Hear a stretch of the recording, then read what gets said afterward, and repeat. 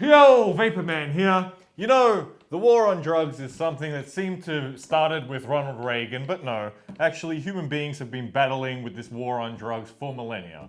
Today I want to talk about some of the prohibitions that have happened over the past half a millennia just regarding the most socially accepted drugs, that being alcohol, nicotine, and caffeine. Let's start off way back in 1511 with the humble coffee bean. In Mecca, in 1511, coffee was banned because it was considered to be an intoxicant. Now, in the Muslim religion, you can't have certain intoxicants, and I guess they were debating about coffee back in 1511. They debated for 30 years. 30 years, which is coincidentally around half the time that vaping's been around, and they finally came to the conclusion that no, caffeine is not an intoxicant. Well, good on them. They seem to make the right choice. Coffee seems perfectly benign. In 1670, some French doctors condemned coffee as poisonous.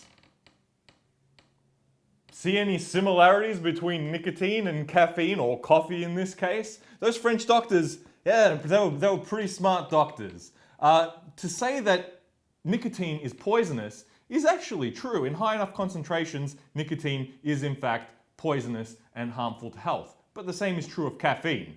The only safe air to breathe is fresh air, and the only safe thing to drink is room temperature water. That, the 100-degree water that you put your tea in, you can burn yourself on that. Let's ban tea. Let's ban coffee. Moving on. In 1676, King Charles II attempted to outlaw coffee houses. Now, there is a range of reasons for this, but one of them appears to be that you used to have people drinking alcohol in taverns. And if you've ever been around a bunch of drunk people, you realize, well, they're a bunch of blithering idiots most of the time, and it's a lot of fun. However, when people were gathering in coffee houses, they were having intelligent discussions about politics and which way the country should move and what's right and what's wrong. And for a king, it's not the best idea. So he decided to ban them. However, he was forced to back down 2 days before the ban was supposed to come into effect because of a backlash.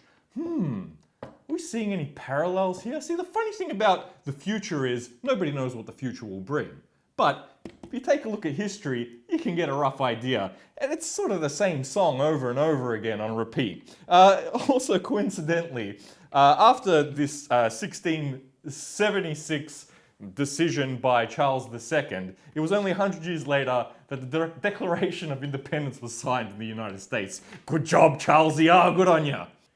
In 1777, King Frederick of Prussia decided to ban coffee for economic reasons. You see, there was a deficit in trade, and because Prussia wasn't exactly a coffee-growing region, he tried to convince everybody to go back to drinking beer. Now, this raises a very interesting question. With leaders of such mental fortitude and such sagacity and vision, where is Prussia now? But America actually banned alcohol back in 1920. It was around the time of the Great Depression. The idea was you have a whole bunch of people drinking alcohol, it's only going to lead to bad things happening. So they banned it. It was the 18th Amendment.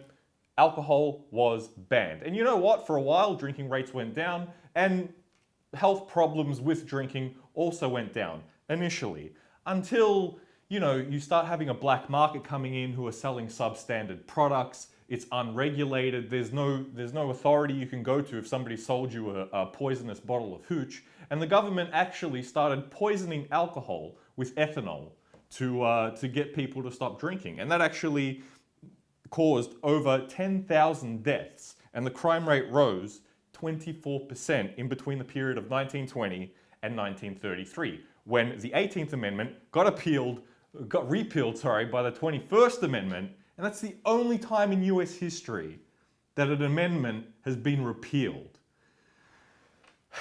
There's a famous comedian who's dead now because he was a smoker by the name of Bill Hicks, and he had a great joke, but a sobering joke. Think about this for 1 minute. There's a war on drugs, and people on drugs are winning. If you don't know, now you know.